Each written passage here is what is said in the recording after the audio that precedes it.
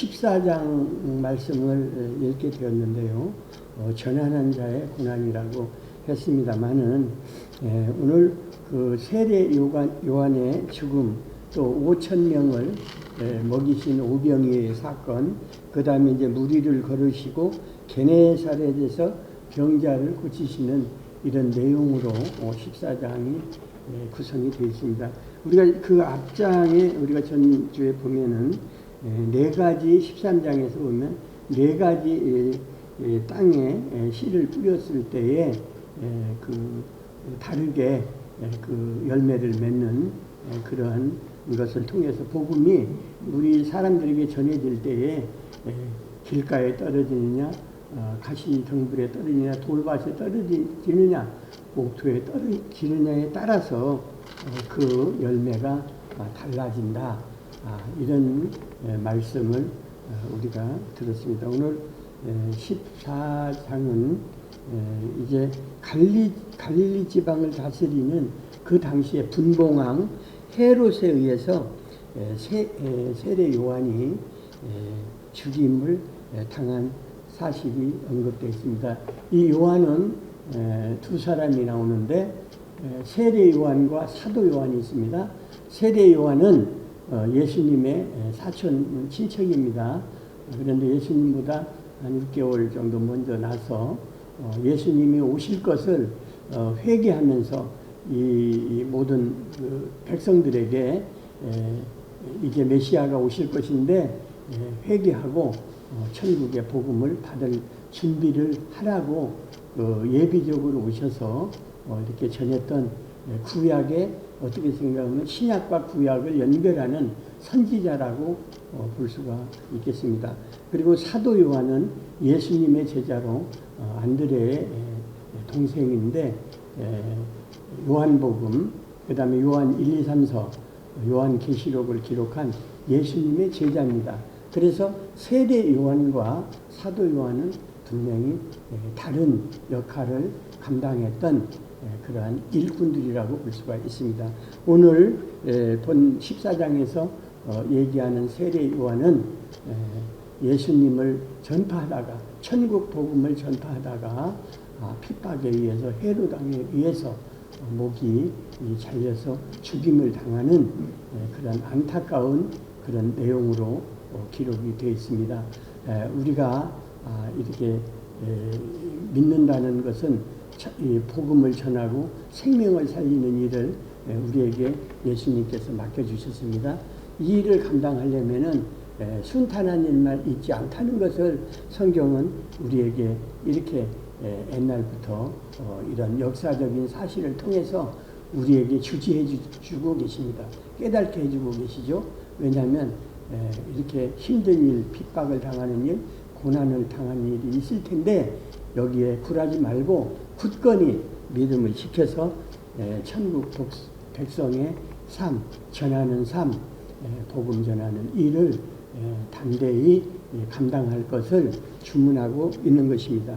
그래서 오늘 이 말씀을 통해서 우리가 깨달아야 될 것은 고난은 받지만은 그 후에 하나님께서 베푸시는 천국의 백성의 그 영원히 죽지 않는 영생의 복을 우리에게 허락하신다는 것을 우리가 믿고 그 믿음을 잘 지켜나가는 우리가 되었으면 하는 그런 뜻으로 오늘 14장 말씀을 우리가 함께 나눴으면 좋겠습니다. 당시에 예수님의 소음을 잘 듣고 있던 이 헤롯은 신하들에게 이제 예수님을 가리켜서 한때는 자기가 죽인 세례 요한이 혹시 다시 살아난 사람이 아니냐, 살아난 선지자가 아니냐, 이런 것으로 생각을 하고 있었어요. 그래서 늘 마음속에 두렵고 떨리는 마음을 가지고 살았습니다. 한편 또 예수님은 오늘 14장에 보면 떡 5개와 물고기 2마리로 5,000명을 먹이고 또 12강짜리가 남는 그런 놀라운 기적을 베푸신 것을 우리가 볼 수가 있습니다. 그 다음에 이제 무리를 거리셨고 그 다음에 또 메시아이심을 계속해서 예수님께서는 이제 선지자들을 통해서 증거하는 그러한 일을 감당하도록 했습니다. 그런데 우리가 분명히 알 것은 이적은 사람들을 위해서 보여주는 그런 표적이고 이 놀라운 상상할 수 없는 그런 상황이고 표적은 하나님 나라를 위해서 보여주는 그런 기적과 같은 그런 일이다. 약간 다르죠. 그런 것을 우리가 깨달았으면 좋겠습니다. 세상 사람들은 예수님을 구세주, 메시아로 영접하지 않고 그들의 완악함, 삐뚤어진 마음, 또 거부하는 마음, 이 메시아를 영접하지 않는 그런 마음으로 계속 자기 생각대로 뜻대로 고집을 했습니다. 그래서 예수님은 할 수 있는 대로 하나님의 복음을 끝없이 쉴 새 없이 살아계시는 동안에 공생의 동안에 전파하시고 계시는 그러한 모습이 오늘 14장의 내용이라고 우리가 볼 수가 있습니다. 그러면 1절에서 21절 말씀을 보면은 분봉왕 헤롯이 예수님의 소문을 듣고 이거 죽은 세례 요한이 살아났다고 이렇게 말할 정도로 기록이 되고 있는데 그 의미가 무엇인지 우리가 이거를 또 우리가 알아야 되겠습니다. 이 분봉왕이라는 말은 그 당시에 4분의 1을 다스리는 왕이라는 이런 뜻이 되겠습니다. 그 유대인들이 살고 있던 팔레스타인 지방은 그 당시에 로마의 지배를 받고 있는 속국이었는데 로마 황제가 이제 그 나라를 너무 넓고 그러기 때문에 다스릴 수가 없기 때문에 어떻게 했냐면은 4개의 지역으로 나눠서 왕을 세워서 다스리도록 그렇게 했습니다. 이게 이제 분봉왕인데요. 그래서 이제 헤롯이 그 로마의 황제였던 헤롯이 죽은 후에 세 지역으로 이제 원래 4개로 분할을 해야 되는데 3개 지역으로 분할이 되고 헤롯의 죽은 그 헤롯의 세 아들이 각 한 지역씩 맡아서 통치를 이렇게 하게 되었습니다. 이때에 팔레스타인 전 지역이 그 4분의 1에 해당하는 그 지역적인 넓이로 봐서는 갈릴리와 베레아 지방을 헤롯의 아들, 이제 세 아들 중에서 안티파스라고 하는데 안디바가 다스리고 있었어요.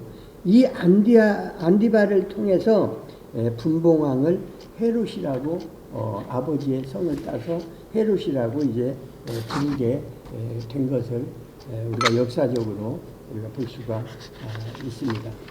이 헤롯 안디바는 이복 형제, 그러니까 이복 형제라는 건 어머니가 다르죠. 이제 황제들은 여인들을 많이 거느리고 살았기 때문에 이복 황제인 헤롯 빌립의 아내, 자기 동생, 그 아내 헤로디아에게 마음이 반했어요. 뭐 이뻤던지 어떻게 됐든 자기 스타일이었던지 동생의 아내를 탐을 내가지고 마음이 이 동생 빌립은 좀 유순했던 것 같아요. 과격하지 않고 그러니까 그 철을 강제로 빼앗아서 자기가 아내도 있음에도 불구하고 또 다시 그 헤로디아를 뺏어서 결혼하게 되었습니다. 이러한 그 비도덕적이고 비윤리적인 사실에 대해서 세례 요한이 가만히 있겠습니까?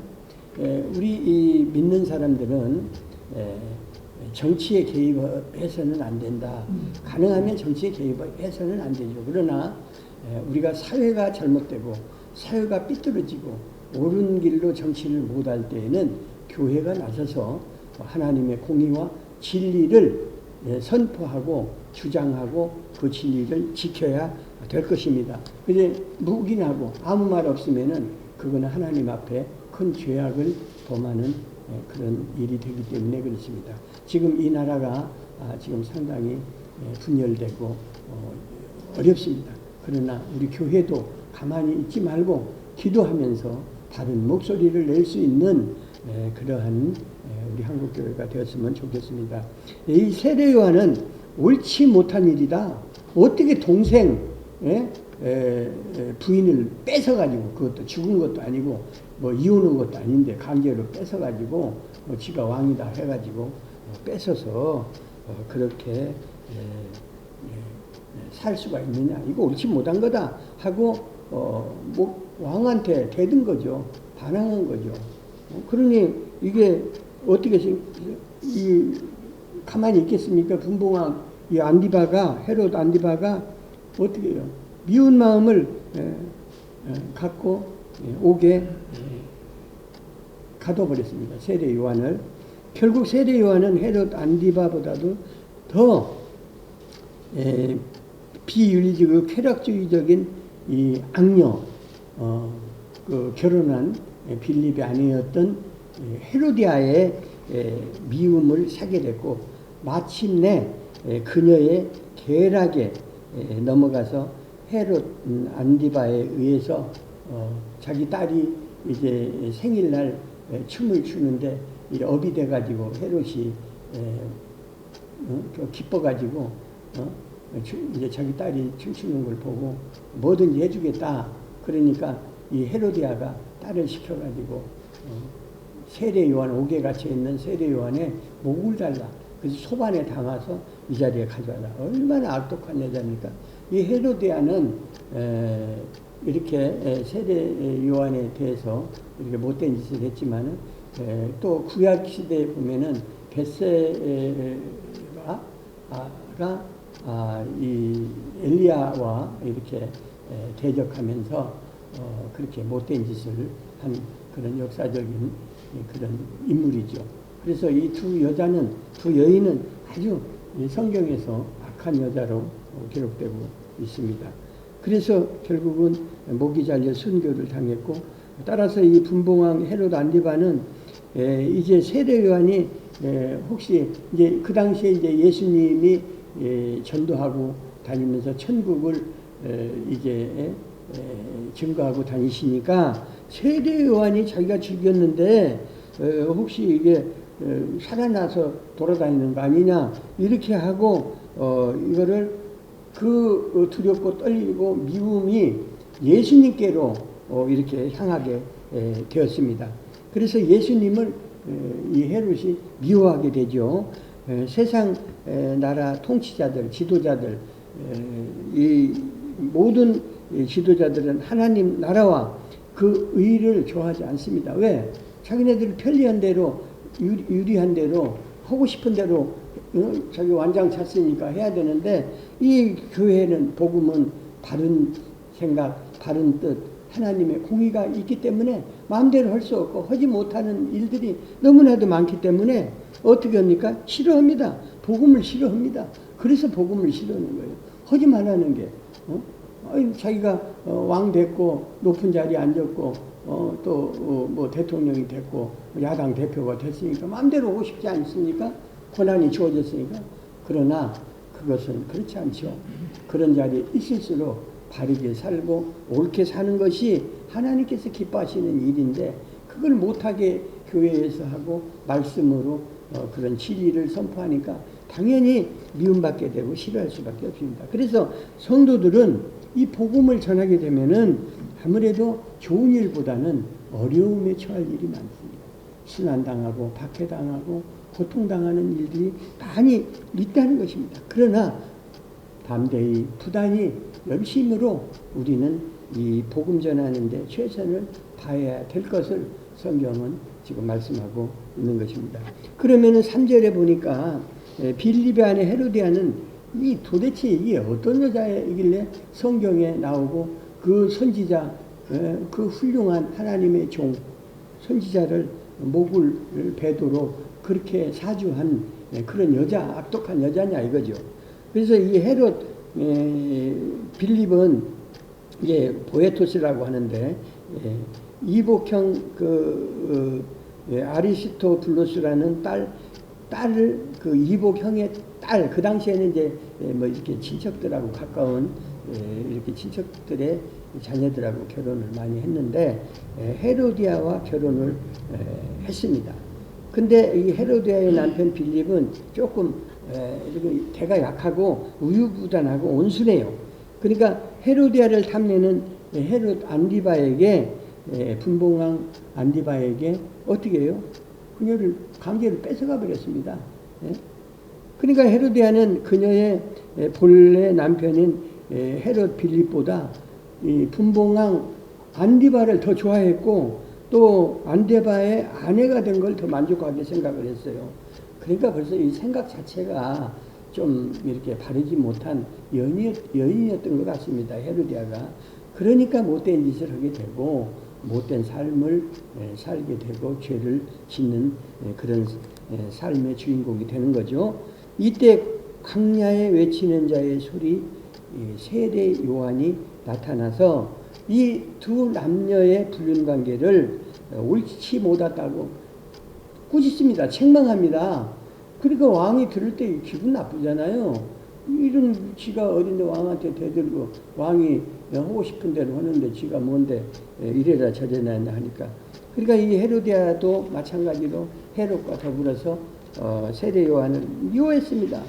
그래서 이제 자기 딸 살로메가 충성시를 이제 잘 쳐서 하니까 남편 헤롯 안디바의 허락을 받은 후에 세례 요한의 목을 베어서 죽이고 많은 일에 참여하게 됩니다.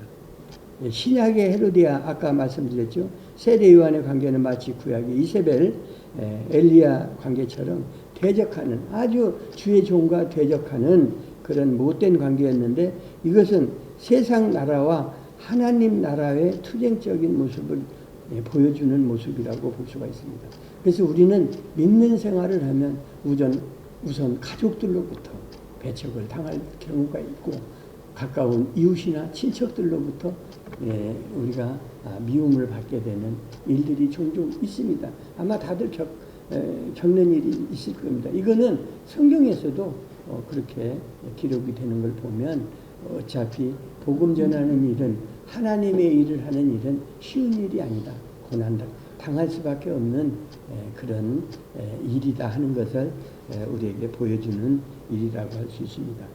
이제 오늘 제목에는 고난 이제 전하는 자가 받는 고난에 대해서 말씀을 했지만은 오늘 또 5천 명을 빈들에서 먹이신 내용이 있기 때문에 이 예수님이 주시는 이 기적의 의미가 무엇인지 또 교훈은 무엇인지 우리가 이거를 한번 생각해 보도록 하겠습니다. 13절에서 이제 21절 말씀을 보면은 이제 저녁 때가 돼서 수많은 무리들이 제자들과 함께 이제 따라다녔는데 저녁 때가 되니까 거기서 뭐 식당도 없고 먹고 뭐 어디 갈 그런 거리상도 안 되고 한데 큰일 났어요. 제자들이 걱정을 하니까 뭐 가진 거 있냐 하니까 떡 5개 하고 물고기 2마리를 가지고 있다 하니까 가져와라 내 앞에 가져와서 축사하시고 5천 명을 배불리 먹였다고 기록이 되고 있습니다. 그 다음에 또 남은 것을 잘 챙기라고 하니까 그 챙긴 것이 12광줄이나 됐다고 하니 이 사복음서에 마태마가 누가 요한복음에 기록된 유일한 이적이라고 볼 수가 있습니다. 보통 이 공관복음 3가지 이 마태마가 누가복음에 나오는 건 이제 공관복음이라고 하는데 요한복음까지 사복음서에 나오는 유일한 이적이 이 오병이어 기적이라고 볼 수가 있겠습니다. 마가복음에 따르면은 이 빈들은 이 베세다인데 이곳에서 예수님을 따르던 무리들을 이제 뭐 50명씩 그룹을 지어가지고 식사를 하면서 빵을 나누면서 100명씩 앉아서 배불리 먹는 이런 이적을 보고 함께 체험을 했습니다. 예수님은 친히 하나님이시기 때문에 어떻게 보면 기도할 필요도 없어요. 그냥 띄워주면 되는데 그걸 가지고 감사하다고 하나님께 하나님의 영광을 위해서 축사하시고 이것을 베푸신 걸 보면은 하나님의 능력이 나타나서 예수님의 영광을 위해서 드러내는 것이 아니라 하나님의 영광을 위해서 사신 것을 볼 수가 있습니다. 그래서 우리는 모든 일을 하나님께 영광을 올려드리는 그러한 삶을 이루어서 예수님의 본. 예수님은 하나님의 아들이시면서도 우리에게 보여주신 이 본을 우리가 따르며 나아가는 우리의 믿음이 되기를 바랍니다. 그 다음에 이제 물 위에 걸으시는 그 예수님을 보고 베드로가 오라고 하니까 이제 걷다가 빠져서 허우적거리는 걸 예수님이 건져주신 사건. 그 다음에 이제 바다 위로 걸어오시는 예수님을 보고 이제 제자들이 놀라는 그런 사건. 그 다음에 이제 게네사렛 지방에서 병자들을 병 고치심이 이제 34절에서 36절 말씀이 있는데 오늘 주제는 그겁니다. 14장은 결국은 고난을 받은 세례 요한처럼 우리도 어려운 일을 당할 때 죽임을 당할 수 있다. 저는 그런 생각을 해요. 그래서 이 나라도 공산정권이 되면 지금 우리 이 교회를 먼저 죽일 것입니다. 그래서 옛날 노무현 정부 때 북한에 가서 김정은이하고 김정은이 아버지 누굽니까? 예? 아니 김일성의 아들 김정일이죠. 김정일이라고 얘기하면서 그러니까 이게 나쁜 지도자래요. 이 통일을 시킬 건데 통일이 되면 최소한도 1000만 명 이상은 죽일 것이다. 죽여야 된다. 그건 뭐냐? 교회를 죽인다는 거예요. 이거 우리 공산주의가 되면 공산주의는 지금 이 유튜브나 이런 데 봐도 그 거짓 목사가 나와서 얘기합니다. 김학철 목사, 김기성 목사 유명한 목사들인데 지금 성경 말씀을 잘못합니다. 잘못 전합니다. 뭐냐면은 이 다윈의 뭐니까 우리 이 생물학적으로 뭐라 그럽니까? 다윈의 진화론 있죠. 생물학적으로 이런 창조과학을 창조를 무시하는 이런 얘기를 주장하고 있고요. 그 다음에 아브라함과 이삭과 야곱 요셉 그 다음에 다윗 같은 이런 이 유명한 우리 주의 선지자들이 일꾼들이 예수를 몰랐기 때문에 구원을 못 받았다 이런 식으로 말씀을 전하고 있어요. 그런데 분명한 것은 구약은 예수 그리스도에서 증거합니다. 예수 그리스도를 모르고 온 것이 아니에요. 그래서 하나님께서 아브라함에게 의롭다 하신 것은 의가 뭡니까? 죄사함을 받았다는 거예요. 죄사함은 누구로 받습니까? 예수 그리스도를 통해서 받습니다. 그런데 아브라함도 예수를 못 만났기 때문에 구원이 없다. 신약만 구원이 있다는 이런 엉터리 같은 목사가 주장을 하는 그런 유튜브가 있습니다. 우리가 이런 거짓 말씀에 현혹되지 말고 잘 영적인 분별을 우리가 해야 될 것이고 우리가 복음을 전하는 자지만 듣는 것도 우리가 잘 살펴서 옳은 그런 믿음을 우리가 지켜나가야 될 것을 말씀합니다. 오늘 죽임을 당했지만 그러나 하나님의 나라에 큰 영광의 자리에 있을 것을 의의 멸류관을 쓰고 있을 세례 요한을 생각하면서 우리도 어떠한 어려움을 겪더라도 담대하게 그 믿음을 지켜서 우리가 고난받고 핍박받고 어려운 일을 당할지라도 우리가 우리의 신앙을 잘 지키는 저와 여러분들이 되시기를 주의 이름으로 축원합니다. 기도하시겠습니다.